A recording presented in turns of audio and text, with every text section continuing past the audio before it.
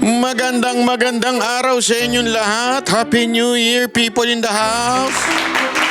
Hello! Kamusta na mga kababayan? At eto na nga, miss na kayo ni Ban at Bay. Uy, palakpakan po natin ang bawat isa. Dapat pinalakpakan nyo yung mga sarili nyo dahil itong New Year na ito ay malupit ang mga nangyari sa inyo at sa atin. At talaga nga namang tayo ay buhay pa. Yun, maraming salamat.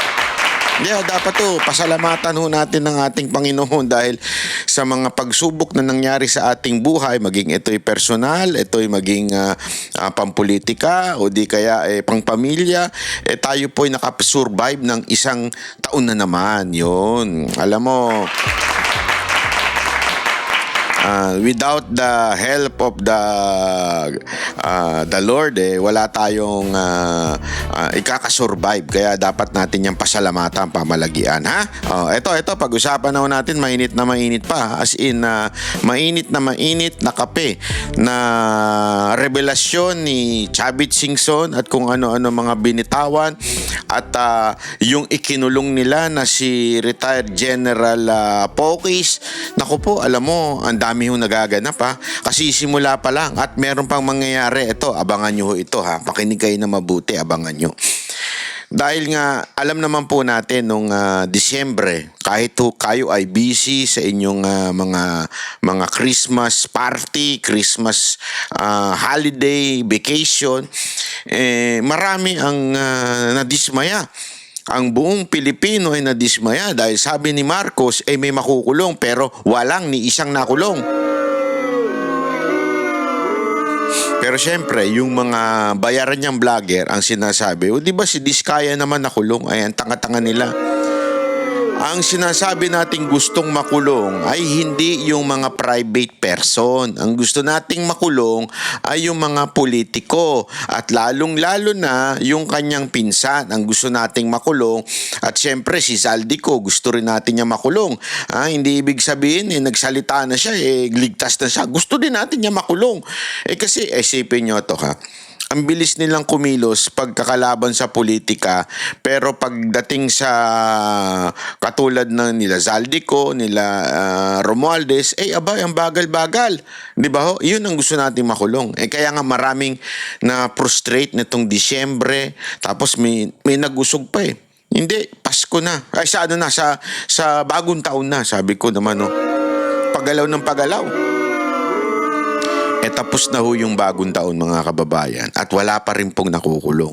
Abay, may ibig sabihin na po nun, talagang mga Pilipino ay nalungkot dahil sandali, tangina, tinatarantado mo talaga kami. Binudol mo na nga kami noong 2022, bubuduli mo na naman kami ngayon. Binudol mo na nga kami sa 20 pesos na bigas, ngayon bubuduli mo na naman kami. Na kayo may makukulong, walang nakulong. Kaya nga, mga kababayan, meron akong nabalitaan. Pag-uusapan natin yan, unya-unya. May nabalitaan ako na may dalawang ikukulong na senador. Na may dalawang parabagang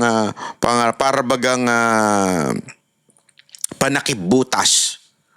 Para mawala doon sa issue na wala siyang naikulong. Merong ipakukulong na dalawang senador. Mamaya pag-uusapan natin yan. Pero ang unang nakulong, ngayon, nakulong nung kahapon. Walang iba kung hindi ang isang nagpoprotesta laban sa korupsyon. Yung pang nakulong, nakutang yun. Doon ka talaga mabibwisit sa bayan natin, Nantakin mo, kung sino pa yung lumalaban sa korupsyon, siya pa yung nakulong. Yung mga korap, abay malaya. Yung mga korap ay masayang nagdidiwang ng kanilang Pasko at bagong taon sa iba't ibang bansa. Di ba? No, hindi, sa totoo lang hindi na nga natin alam kung asa na nga ba ito si Romualdez. O si Zaldico, hindi. Sabi nila, kanselado na yung passport na yan, makakauwi na yan, kung ano-ano sinasabi, mahuhuli na yan, ma-Interpol na yan. Di ba yung paulit-ulit na sinasabi? May nangyari ba? Wala pa rin. Ako po.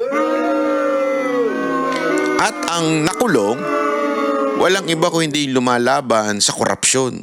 Walang iba kung hindi si retired General Pokis. Buti na lang at na kapag bail siya na nabayaran niya po yung nakapagpiyansa siya para makalaya po siya. Kasi sa totoo lang, ako, nung tinitignan ko at nung inaaral ko ho yung mga sinabi niya, parang wala naman ako nakitang mas malala pa doon sa sinasabi ng mga makakaliwang terorista. Kasi lagi lang naman yung sinasabi, dapat maging transparent at nagagalit na ang taong bayan, pero wala ho siyang ginawang panggugulo.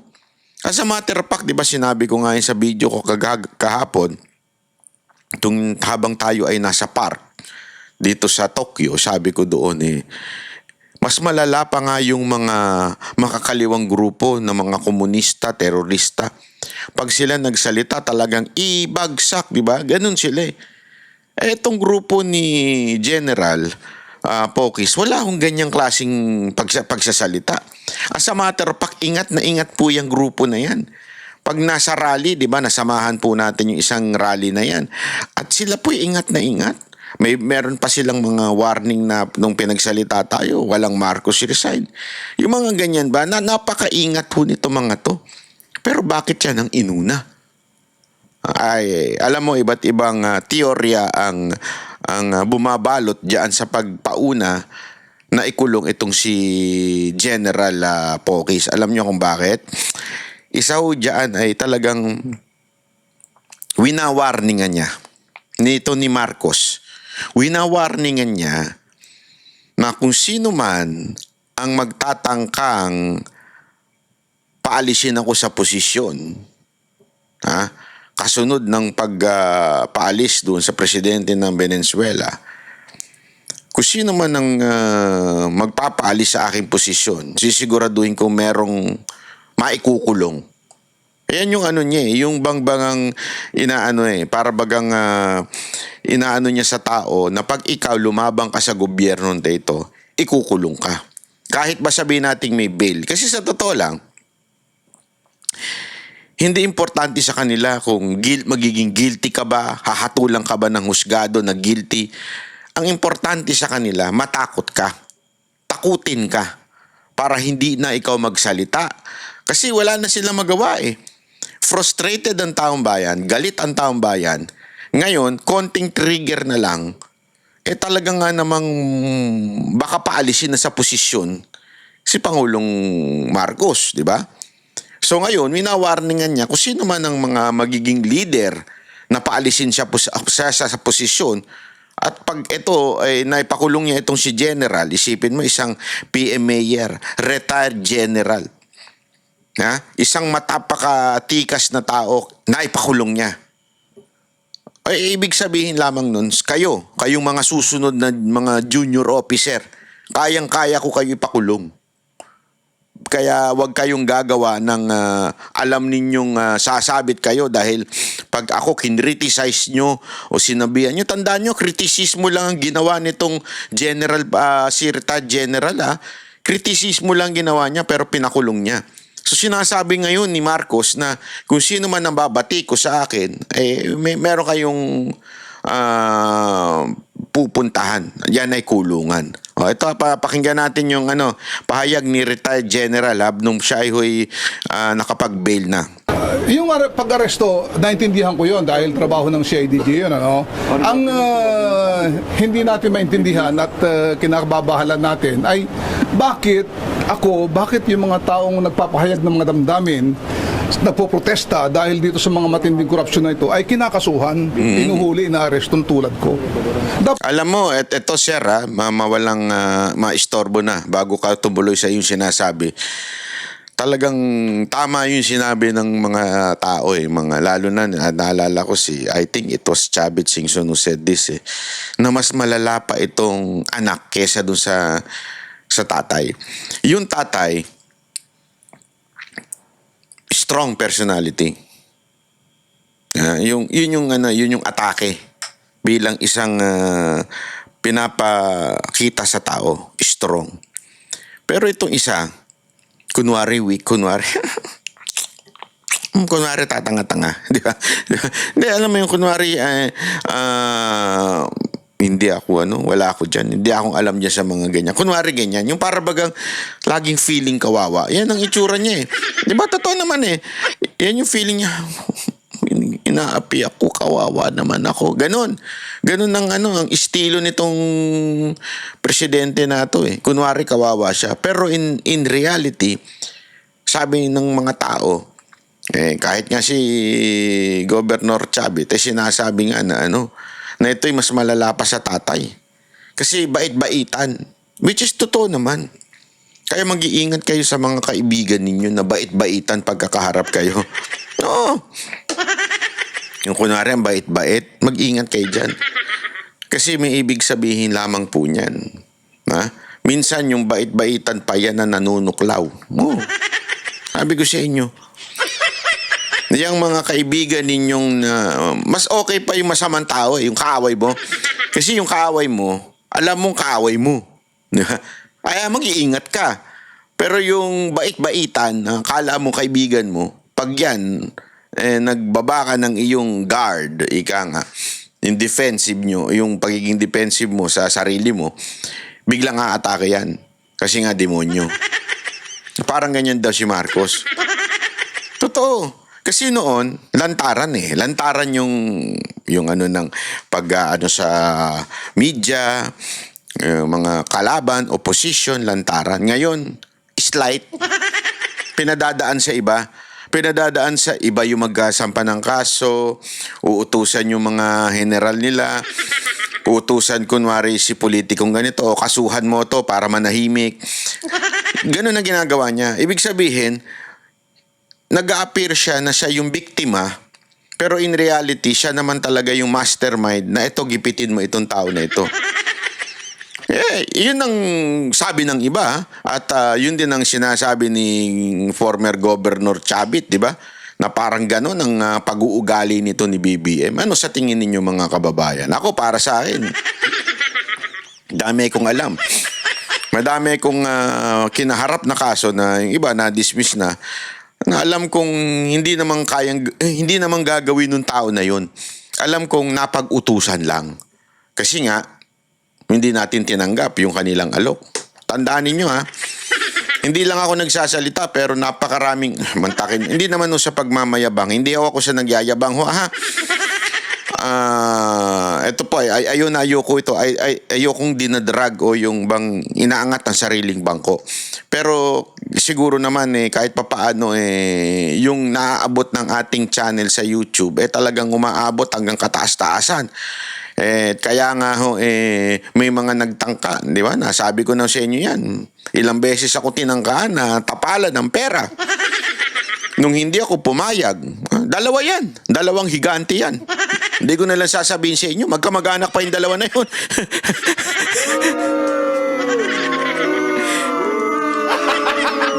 Yung dalawang magkamag-anak na yun. Sinusubukan, tigkakalhating milyon. Kada buwan mo ito ha. Ang sarap na sana ng buhay ko nun. Mantakin mo, kada buwan. Di may kukuyakoy na lang ako. May 1 milyon na ako, kada buwan. Di ba, ang dami ko na mabibiling motor nun. Ang dami ko na mabibiling Dior. Di ba? Pero, hindi tayo pumayag. Ngayon, kinasuhan tayo, kaliwat kanan. Kung kani-kanino pinadadaan. Ano ibig ko lang sabihin? Ganun pag-uugali itong mga demonyon to tulad nito, since sedition inciting to sedition ng kanyang kaso, kaya na-serban siya ng warrant. Yun ang totoo dyan, kaya siya nakulong. Nadakip siya. At ang kinakasuhan, naaresto yung mga taong nagnakaw ng bilyon-bilyon, yung mga kumuha ng pera na instead sana sa mga flood control para mawalang baha. Ayun ang inaasam na inaantay natin na makulong, mapanagot, pero wala. Sir, yung background ng case po ninyo, inciting to sedition, meron daw po ba kayong mga naging pahayag ng pag-aaklas laban po sa gobyerno or sa AFP?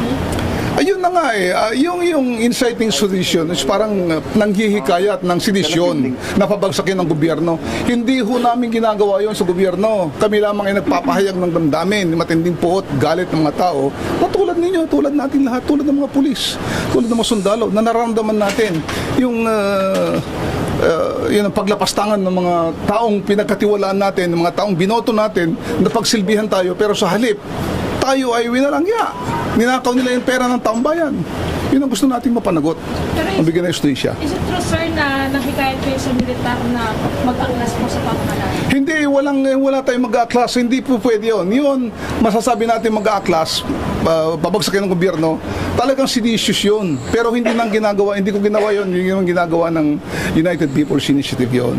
Pero General, ano daw po yung naging context? Bakit po kayo kinasuhan ng inciting to sedition? Yung sinasabi nila, yung mga post ko raw na destabilization, nanggugulo sa gobyerno, mga ganon. Pero wala naman yung talagang mag-aklas, labanan ng gobyerno, papagsakin, wala naman ganon. During the arrest, sir, nakaramdam ba kayo na parang may na-violate sa rights po nila? Hindi naman dahil of course binasahan ako ng Miranda rights pag aresto sa akin sa airport, sa terminal, binasahan ako ng CIDG ng aking mga karapatan. So unfortunately, yung karapatan niyo nakalagay doon ay I am entitled I have the right to counsel or legal counsel or legal assistance. Unfortunately kanina hindi nakapasok yung mga lawyers namin kaya Alam mo, ganyan na sila, no? Nakakasanayan na nila. And dapat pagka ganyan, dismiss ka agad, mati ka agad dyan. Kasi kanina, kahapon, may lumabas na video na hinuli. Di ba? Matik yun eh. Yung Miranda rights, kailangan may present lawyer ka pagka dinakip ka. Di ba? O at least man lang pinasunod. Di ba? Oh, siyempre right then and then, hindi pa pwede. Alam naman, antayin muna yung lawyer mo bago ka dakpin. Hindi pa pwede yun. Pero once na andun na nagsisisigaw na sa gate si Topacio, si Atty. Topacio, pero hindi pinapasok. Abay, malaking yun, malaking katarantaduhan po yun. Bakit hindi ho pinapasok? Diba? Na andun ni abogado mo. Pwede kung kailangan isa kay sa mobile, si Atty. Topacio, at kung papayag naman siya, edi sumakay siya. Pero binigyan niyo sana ng choice. Alam niyo kasi kung ba't hindi hinayaan yun. Kasi nga, gustong, yung takot, yun yung gusto nilang mangyari dito sa tao. Siguro, na-underestimate nila si General Pocis dahil PMA ito Hindi naman ito ordinary, hindi naman po siya nanlalait tayo ng kapwa ng mga other uniform personnel. Hindi ho ito ordinaryong nag-aral lang ng criminology, hindi ho ito ganun. Ito po ay PMA. Nag-training po ito ng malupit. At sanay ho yan sa pang-uusig. Mantakin mo. Pero bakit ganun? Kasi nga gusto nila magkaroon ng takot. Not only to him, but to the entire group and to the people who's talking against the government. Including the bloggers. Di ba? Kasi yan yung yan yung kanilang sige lang, kasuhan nyo ng kasuhan para maubos ang pera, matakot, lahat. Ganun ang gagawin nila Mga animal at demonyo talaga yung mga nasa gobyerno ngayon. nagkaroon ng konting commotion doon. Gusto sana ng lawyers namin na makausap ako kasi hiniwalay yung pag-aresto sa akin, wala yung mga lawyers doon. Yun lang naman ang nag-issue doon. Yun ang nangyari ho dyan. At nako. Alam mo, ito gusto ko lang itong importante kasi itong maintindihan natin. Itong revelasyon ni Governor Chavit, di ba? Na yung favorite contractor ni Marcos, lumobo ang proyekto. Ito yung hindi ko magets Tama si retired General Pocis. Ito yung mga matitindi yung ginawa. Bakit hindi ito yung kasuhan? Hindi ito yung ipakulong. Pero ang ipapakulong mo yung bumabatikos. Napakamalaking katarantaduhan nun, mga kababayan. Tingnan ninyo kung gaano katindi nito. Malalim daw ang ugnayan ni na PBBM at ng kanya umanong paboritong contractor sa Ilocos Norte. Mula nang maupo ang Pangulo, lumobo raw ang mga kontratang nasusungkit ng kumpanya mula sa gobyerno. Ang detalye sa exclusive agenda report ni Joash Malimban. Tila mayroon daw favorite contractor si Pangulong Bongbong Marcos sa Ilocos Norte. Yan ang inilahad ni former Ilocos Sur Governor Chavit Singson sa isang press conference ngayong araw. Ang contractor daw na ito, walang iba kundi ang Megapolitan Builders and Construction Supply. Bawal yan, pero paborito na ng kontraktor. Karamihan, bilyon ang binigay sa kanya. Noong konsel pa lang itong si Alcid, kontraktor na, paborito na ni Bongbong Marcos na kontraktor ito. So, wala na silang hiya. Konsyal pa lang, ha? Favorite contractor na ito ni Marcos. Mayor na, binigyan pa ng bilyones na construction. Isipin mo ha, mayor na, meron contractor pa rin siya ng gobyerno na pinagbabawal. Ayan po'y napakalinaw ng pagkasabi ni Governor Singson, ni former governor. Mantakin mo, mayor na daw. Itong kaibigan ni Marcos, nakakatanggap pa ng proyekto sa pamahalaan. Allegedly. Ganong katindi. At ito nga, ni-research din mismo ng bilyonaryo. Totoo ba yung sinasabi ni Governor Chavit? Kasi remember ito po'y hindi lang basta-basta akusasyon. Ito po'y may ebidensyang inilabas si Chavit. At pinag-aralan din ng bilyonaryo. Sinisigurado, totoo ba yan? At ito napatunayan nila. Matindi. Flood control sa Ilocos Norte. Una nang iniulat ng Billionaire News Channel na direktang pagmamayari ni incumbent Lawag City Mayor James Brian Alcid ang Megapolitan Builders. Hanggang sa kasalukuyan, pangalan niya ang nakalagay bilang authorized managing Mayor na yan ha. Tandaan ninyo, pinagbabawal sa batas yan. Even mayor siya pa rin ang managing officer saan ka nakakita nun sa Pilipinas, mga kababayan? Bawal. Bawal. Nasa batas. Politiko ka. Pumasok ka sa proyekto, nasa sa gobyerno, ikaw ang mayor. Anak ng tutsang kalabaw yan, no? Katarantaduhan, di ba? Tapos ang may ganang pakulong ni Marcos, etong sila Pokis, kagaguhan officer ng kumpanya sa DPWH Contracts. Kahit na 2022 pa siya nagsimulang umupo sa pamahalaan bilang konsehal. Matapos si endorso ng Team Marcos noong 2025 elections, tinalo niya sa pagkaalkalde ng Lawag City si former Mayor Michael Marcos Quion, isang kilalang kritiko ng pamilyang Marcos kahit nanalo. Tinalo niya isang Marcos na kritiko ni BBM. Ito kaaway ito ni BBM, pero Marcos ito tinalo. Mantakin mo, natalong isang Marcos doon sa lugar nila. Ano nangyari yun? Tanong natin kay Chairman George Garcia. Alam mo naman yun, si Himala, kasalanan ba? Humingi ako sa'yo ng Himala. na pinsang buo siya ni PBBM. Sinuri ng Billionaire News Channel ang mga kontratang napanalunan ng Megapolitan Builders. Yan. 2016 hanggang 2025, 2016 hanggang, abot sa 334 contracts worth 8.8 billion pesos. 8.8 billion. Wow. Mga kababayan, billion ito. Pag 8.8, so sabihin mo na i-round up na natin sa 9. Okay, 9 billion na proyekto. Ibig sabihin yan, 9,000 million. Ganun kalaki yun. Yung 1 milyon na nga lang. Ang hirap ng bayaran sa credit card. Ayan, 900 9,000 million. Kasi 9 billion ang nakubra ng kumpanya. Pero kung hihimayin ito, tila mas malaki pa ng 5 beses ang nakubrang kontrata ng Megapolitan Builders mula 2022 hanggang 2025. 2022 time is 5. Ito hindi ito si Chavit lang. Bilyonaryo na, isang media na ang naglabas nito. Na talagang nag-time is 5 yung kanyang nakuhang kontrata sa gobyerno.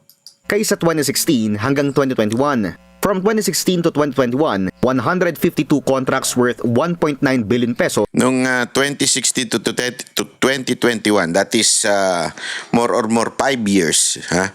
Nung panahon ni Pangulong Duterte, meron na ito 1.9. Ito yung mga panahon na alam naman natin, hawak nila ang Ilocos o mga congressman dyan, mga bata nila.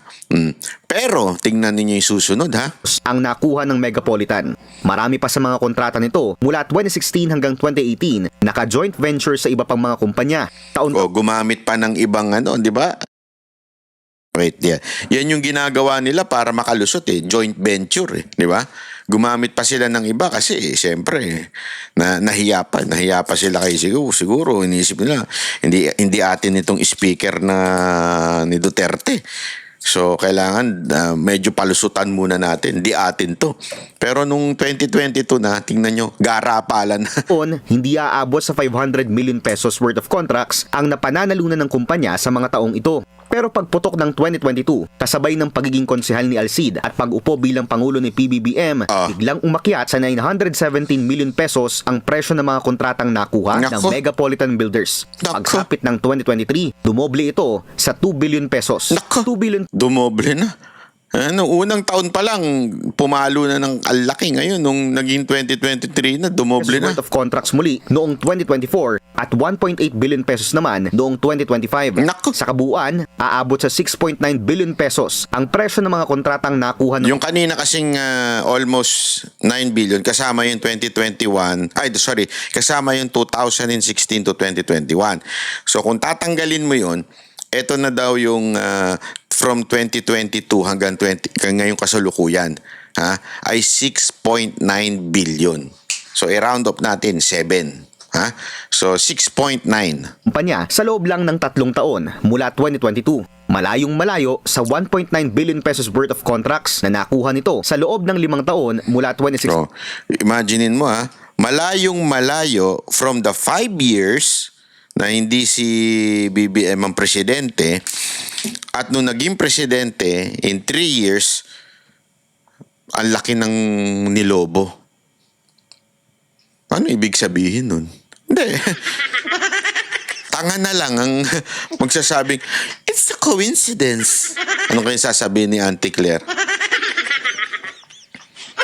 Ayan na lumalabas na. Sasabihin niya, walang kinalaman si BBM dyan.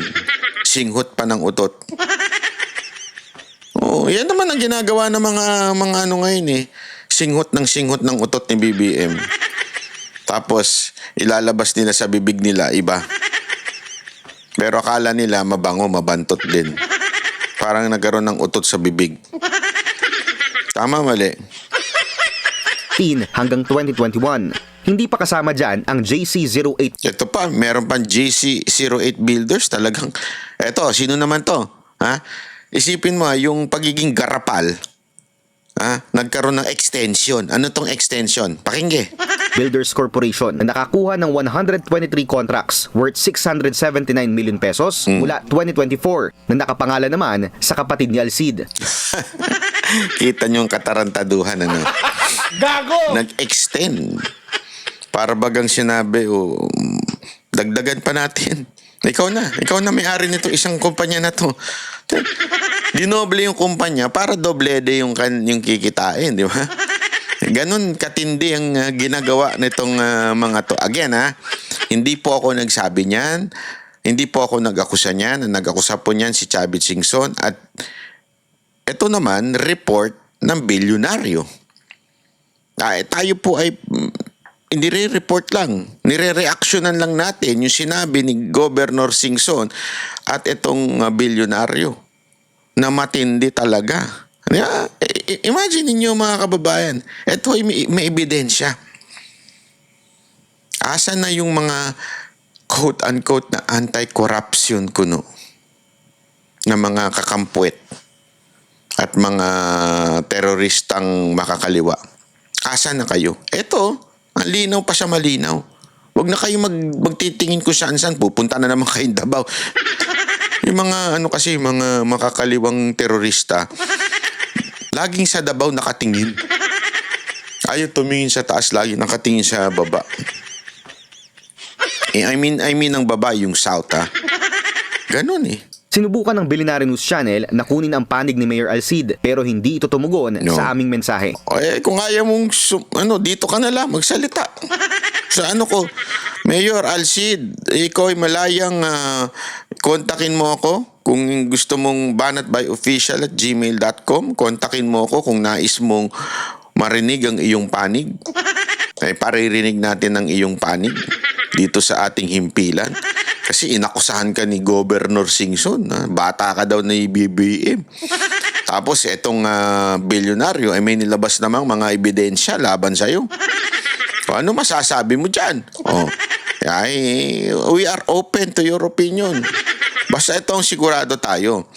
Nga ang mga kakampuet, nga ang mga teroristang makakaliwa, at lahat pa ng mga bayarang vlogger ni Marcos, paano nyo to i-deny? Ano ang instruction sa inyo ng boss ninyo si Auntie Claire? Sige nga. Anong instruction sa inyo? Paano nyo i-deny ito? Yung paglobo ng nakuhang kontrata mula sa gobyerno ng presidente na si Bongbong Marcos. Etong kaibigan niya. Tandaan ninyo in-endorse pa nga ito ng partido ni Marcos eh. Ito pa nga ang inilaban nila doon sa pinsan na kaaway. Pinsan ni Marcos na kaaway niya. Ito ang inilaban. Ibig sabihin, talagang bata niya to. Diba? Yun ay malinaw. Established na yun. Bata niya to. Bakit ganyan? Alam nyo mga kababayan kung bakit. Kasi mayroon silang mga pantapal. Diba? Tulad nga na sinabi ko kanina, hinihingi na ng taong bayan na may makulong ngayong Pasko na hindi nangyari, na ngayong New Year, hindi rin nangyari. But itong may dalawang, sa tingin ko, ang ipipilitin nilang makulong ngayon. Etong si Senator Bong Revilla at saka si Senator Villanueva. Pipilitin nilang makulong yan para pagtakpan yung kakulangan, yung kahinaan nila na ipakulong si Romualdez at si Zaldico. So naghahanap sila ng prominente. Alam naman po natin, artista si Senator Bong Revilla, natural magiging maingay. Tapos sasabihin ng iba, tingnan nyo na, nakulong na yan dati. Kaya talaga inulit niya yung kanyang kasalanan. Uy, sandali, linawin natin ito.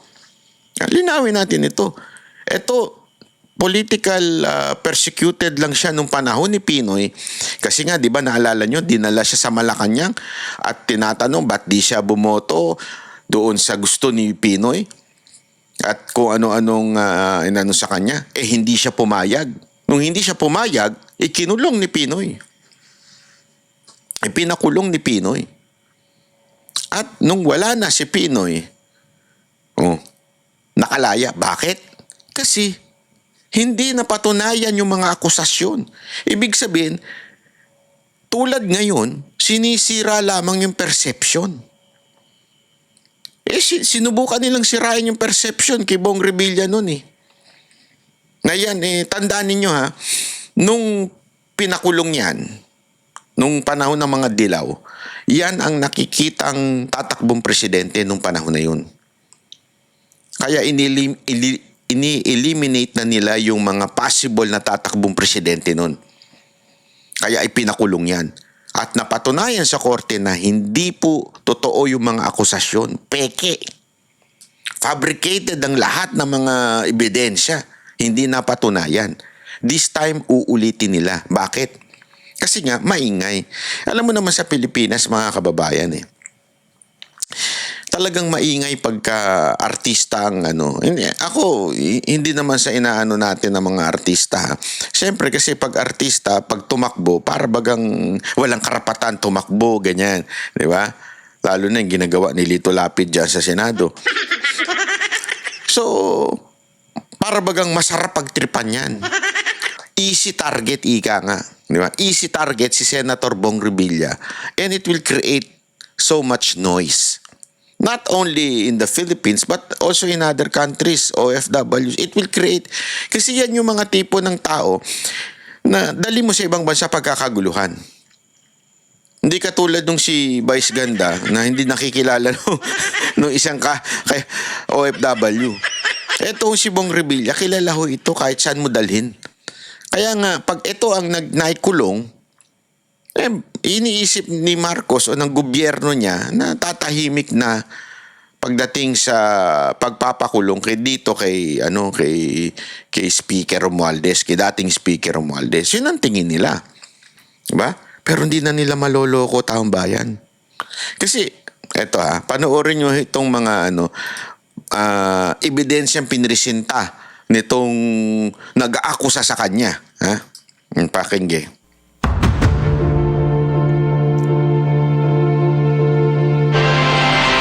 Naghain ng kontra salaysay sa Department of Justice sina Senador Joel Villanueva at dating Senador Bong Revilla na parehong inireklamo kaugnay sa pagtanggap umano ng pera mula sa manumalyang flood control projects. Nakatutok si Sandra Aguinaldo. Sa pagpapatuloy ng preliminary investigation sa umano'y maanumalyang flood control project sa Bulacan, nag-file ng kanilang counter affidavit sa Department of Justice sina Senador Joel Villanueva at dating Senador Ramon Bong Revilla Jr. Ang National Bureau of Investigation naman na siyang nagsampa ng reklamo sangkaterbang dokumento ang dala sa DOJ. Ayon sa Justice Department, ang preliminary investigation ngayong araw ay patungkol sa mga proyekto sa Bulacan na kinasangkutan din ng kontrakto. Ang ganda ng optics, pag maraming daladala. Di ba? Oh, ang daming kaso, ang daming ebidensya. Ganun ang dating yan Pero actually, mga Xerox na lang yan Hindi, totoo. Walang biro. Di ba, ganyan di ginawa doon kay BP Sara Duterte, di ba, sa impeachment. Ang daming papel. Sa totoo lang, sa isang kopya kasi niyan, mga 10 o 15, kunwari, sa isang dokumento na may 10 pages o 20 pages, kailangan i-xerox mo yan ng 15 pages, minsan 20 pieces. So imaginein mo kaya dumadami ng ganyan at magandang tignan. Hindi ko alam, makalumang na yan pero pwede naman lagay na lang sa USB. Di ba? Na Wawaw Builders at Top-Notch Catalyst Builders Inc. Sabi na DOJ, idiniklara ang mga proyektong 100% complete pero ang iba ay ghost project naman o kaya ay hindi kompleto. Naharap sina Villanueva. Isipin mo yun, ghost project daw, tsaka sandali. Ako kasi, alam mo kung ba't ako duda? Hindi senador ang may ng distrito, congressman. Ang senator national ang influence. Hindi yung kaniyang distrito. Wala siyang hawak na distrito. Kaya nga parang medyo malabo, napakalabo talaga. Hindi lang medyo, malabo talaga. Di ba? Malabo ito. Bakit makikialam? Anong pakialam ng unang-una? Sabihin na natin, kunwari totoo yung sinasabi nila, may allotment, ganto-ganto. Hindi naman susunod dyan yung mga nasa baba, kung hindi yung congressman. Kasi iba ang power ng congressman pagdating sa district, sa local. Antindi ng power ng mga congressman compare sa senador. Kaya napakalabo nito. Ito lang, kasi pag ito kasing dalawa kinulong, para bagang mas maingay. Mas malakas ang noise na masasapawan po yung kay Speaker Romualdez. Bigyan ko kayo ng halimbawa. Alam nyo ba yung AirPods, di ba? Yung noise cancelling, di ba? Yung AirPods, yung iPhone na AirPods, o yung kung anumang brand, yung noise cancelling, alam nyo ba kung paano nag-work yun? Ayun ay nagbabato rin ng tunog palabas para mablangkuhan niya yung tunog paloob. And that sound you cannot hear. Pero meron yun.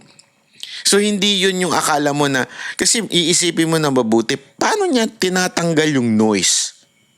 Yung certain frequency, paano niya tinatanggal yun? At tinatakpan niya ba yung tenga mo? Hindi.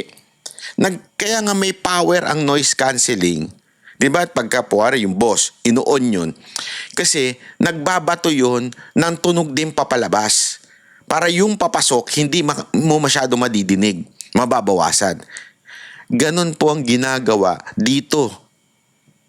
Ang ginagawa, nagkikreate sila ng noise para mabawasan yung noise na ipakulong si Romualdez. That's the truth. At Revilla sa magkahiwalay na reklamo. Si Senator Bong Revilla in these 6 cases, responded lang po siya sa isa. Okay, tapos si Senator Joel Villanueva is also a respondent in another case, in one of the 6 cases. Doon po sa 6 na yon, the charges are multiple. So we have direct bribery, indirect bribery, corruption of public officers. We have a violation of the Anti-Graft and Corrupt Practices Act, which is RA 3019. Tapos may Bakit hindi ang kasuhan nila yung... Isipin mo ito, ha? Bakit yan ang kinakasuhan ninyo na wala namang direct contact? Na wala, as in, mamaya, i-discuss dyan. Pero yung mismong mayor na pumasok sa kontrata sa gobyerno, ayaw niyong kasuhan. Dahil ba masasabit si Marcos? O anong klase kayo? violation din po ng the Government Procurement Act and also a violation of or the conduct of bid rigging in the procurement process. Tig-isa po sila, pero hindi lang po sila yung respondent sa mga kaso na yon. So we have multiple respondents including DPWH officials. Muli na maitinanggi ni Villanueva na nakinabang siya mula sa flood control projects sa Bulacan. Alam na alam niyo yung nangyayari tungkol sa flood control, kinamumuhian natin for so many years. Yung away namin ni Zaldico, tapos doon sa complaint, 1% daw binibigay ni Zaldico sa akin. So, And I believe that. I believe that. Sabi ko nga sa inyo ito ang dahilan kung bakit ako kinasuhan ni Zaldico. Alam niyo ba yung...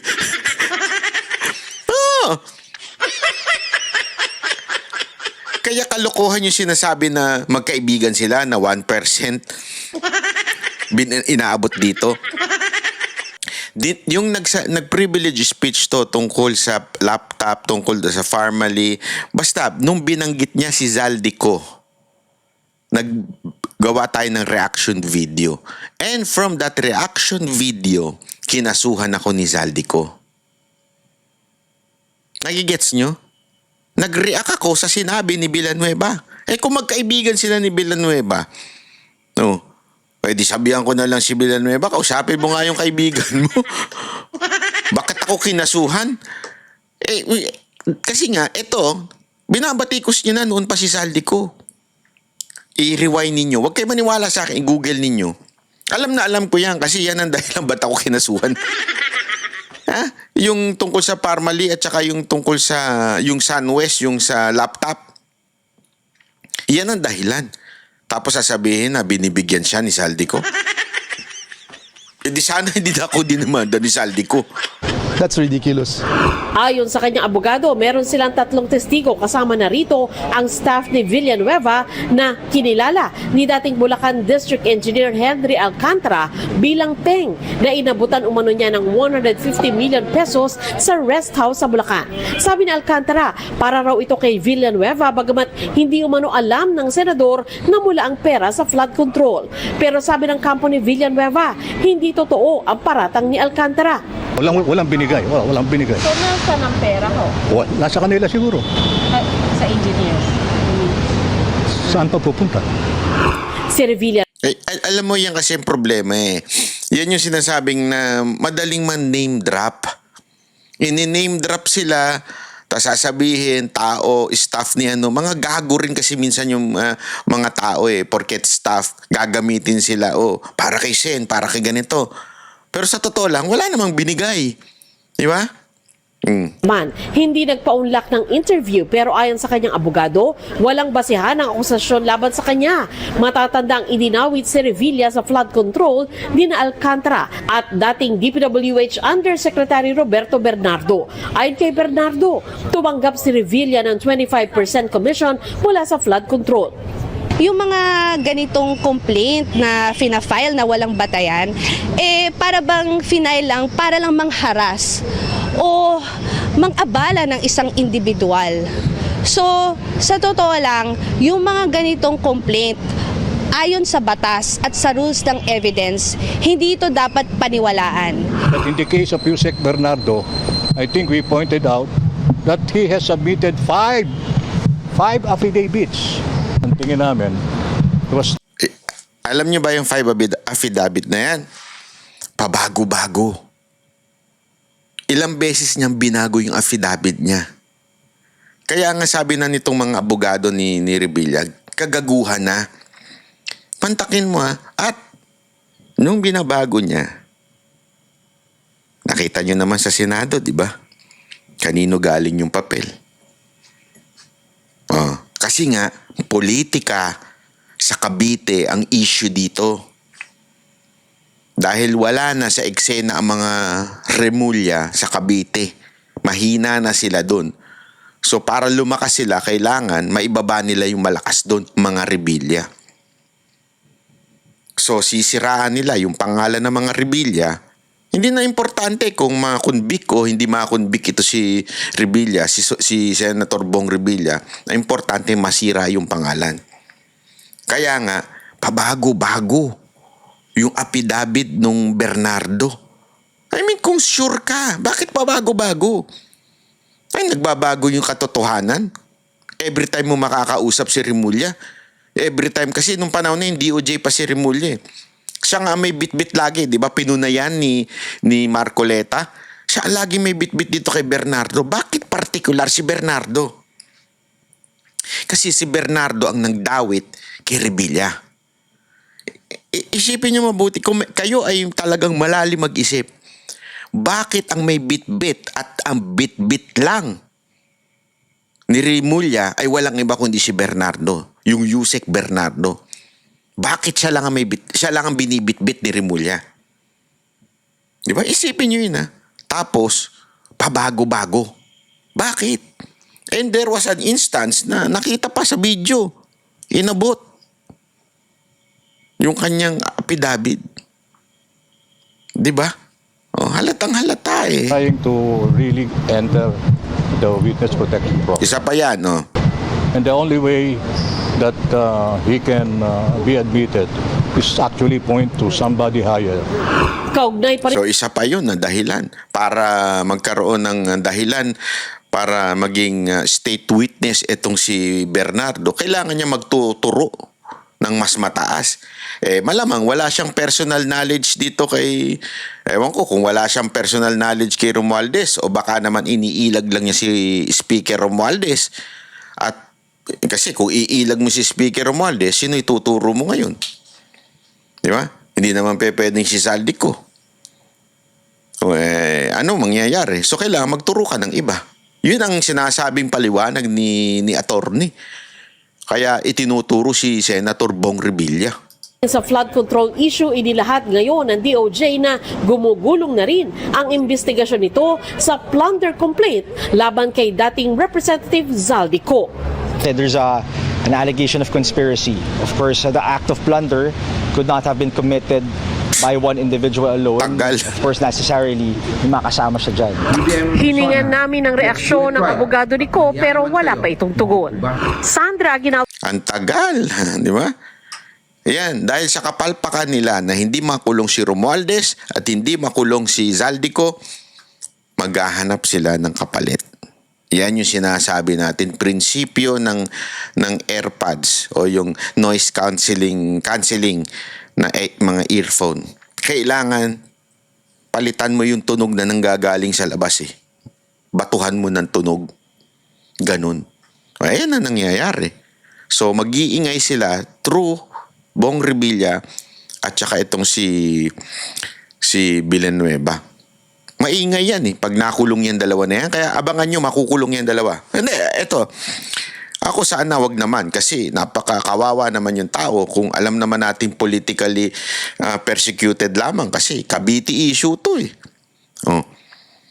Pero kung makukulong yan dalawa na yan dahil lang sa political issue, abangan natin. Dahil ibig lang sabihin nun, talagang pinagtatakpan nila si Romualdez at si Zaldico.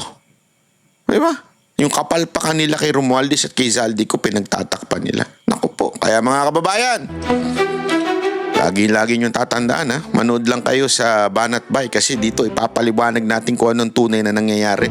Kasi yung mga kasinungalingan dyan ng mga vlogger ng ni Marcos ay talagang namamayagpag sa, alam mo na.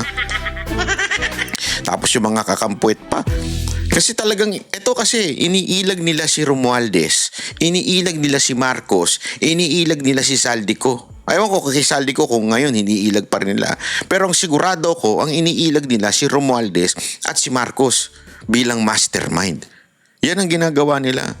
Kaya kung sino-sino ituturo nilang malaking pangalan na tatapal doon sa masasabi ba nating pagiging nila, tanga nila o pagiging kahinaan nila dahil hindi nila kayang ipakulong itong mga ito. Hindi natin alam. Anyway, maraming salamat po. Kita-kita po ulit tayo sa susunod nating video. At sana po ay nagustuhan ninyo ang ating video ngayon. At I hope you would like, share this video kasi malaking bagay yan sa algorithm ng YouTube. Kung i-share ninyo, ilalike nyo at magko-comment kayo para mas marami pang makarinig ng ating pagbabalita. Maraming salamat po. Ako po si Banat Bay.